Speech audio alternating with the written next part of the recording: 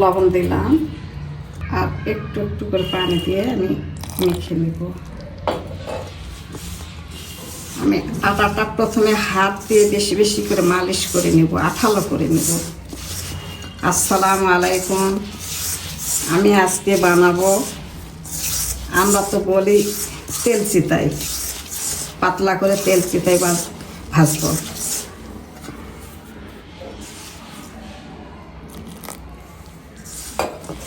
তো তেল চিতাই ভাজার জন্য এটা চালের আটা, আতপ চালের গুঁড়া, আপনারা তো গুঁড়া বলেন, আমরা আটা বলি, সবটা থেকে আটা বলি। গমের আটা, চালের আটা, আটাই বলি আমরা, গুঁড়া বলি না। যে আটাকে আটা বলবো, এই গমের আটাকে আটা বলবে, আর চালের আটাকে গুঁড়া বলবো, এটা আমরা বলি না।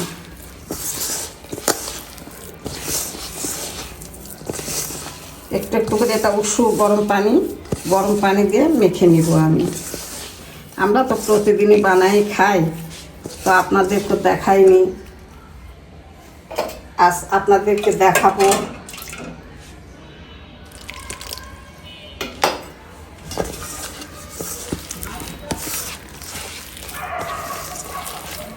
হাত দিয়ে মেখে মেখে আঠালো হবে।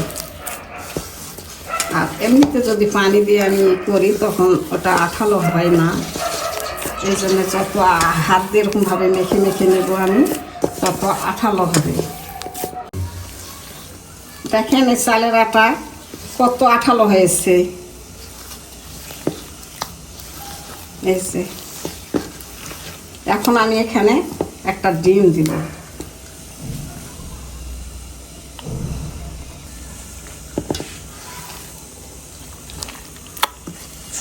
এটা সাদাই বানাবো, কোনো রকম মরিচের গুঁড়া টুড়া বা কিচ্ছু দেব না।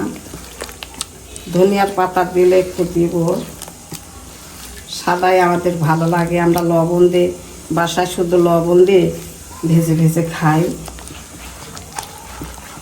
এখানে মরিচের গুঁড়া টুড়া দিয়ে আপনারা দিলে খেতে পারেন, কিন্তু আমাদের তো মনে হয় যে ছ্যাং ছ্যাং ছ্যাং ছ্যাং করে ঝাল লাগে। আমি একটু জিরার গুঁড়া দিলাম, একটু স্বাদ লাগবে।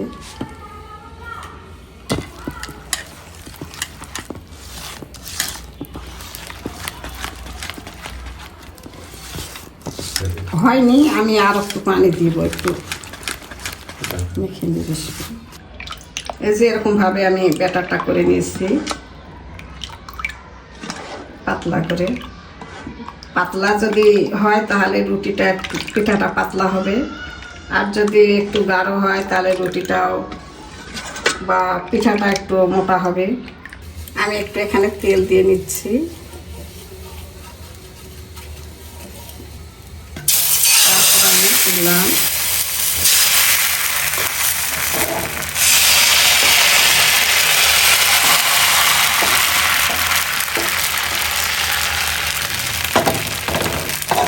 একটু ঢাকা দিই। আমি এখন এগুলোর মধ্যে একটু ধনার পাতা দিলাম। এটা ধনার পাতা দিয়ে বানাই আপনাদের দেখাবো, আবার খাবো যে কোনটার স্বাদ কীরকম হয়, কোনটা কীরকম ভালো লাগে। এটা আপনারা দিতে পারেন, কাঁচা মরিচও দিতে পারবেন বা একটু মরিচের গুঁড়াও দিতে পারবেন, হলুদও দিতে পারবেন। যেরকম করে খাবেন সেরকম করেই করতে পারবেন। এই পিঠাটা কোনো সমস্যা নেই, সুন্দর হয়, উঠে যায় অতি সহজে। দেখেন কত সহজে হলো এই পিঠাটা। সকালের নাস্তা আপনারা করতে পারবেন, ঝটপট করে সকালে একটু নাস্তা, রুটি বলা ছাড়াই এটা বানিয়ে নিতে পারবেন।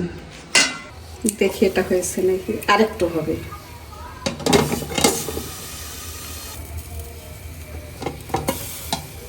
এই যে হয়েছে, সুন্দরভাবে সাইড থেকে এই যে উঠতেছে, এই যে উঠতেছে, এরকমভাবে উঠে যাবে। আপনারা এরকমভাবে ভেজে ভেজে খাবেন। যদি মনে করেন যে তেল একটু বেশি দিবেন, তাও দিতে পারবেন। এই যে দেখেন কত জালি জালি হয়েছে।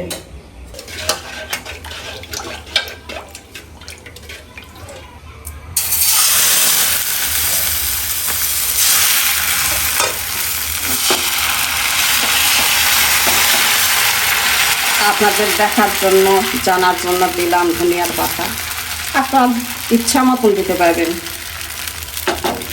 যা কিছু দিবেন দেওয়া কোনো অসুবিধা নাই, দিয়ে দেবেন।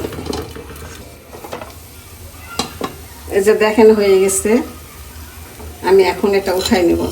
সব দিক থেকে সেরে উঠেছে, কোনো রকম সমস্যা নাই, আস্তে উঠে যাবে। এই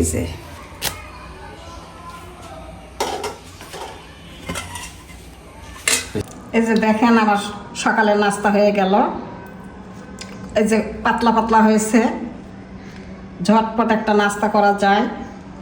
আপনারা সকালের নাস্তা এরকমভাবে বানিয়ে খাবেন, কত সুন্দর মজাদার, স্বাদও হেভি স্বাদের তেলচিতাই আমার এটা।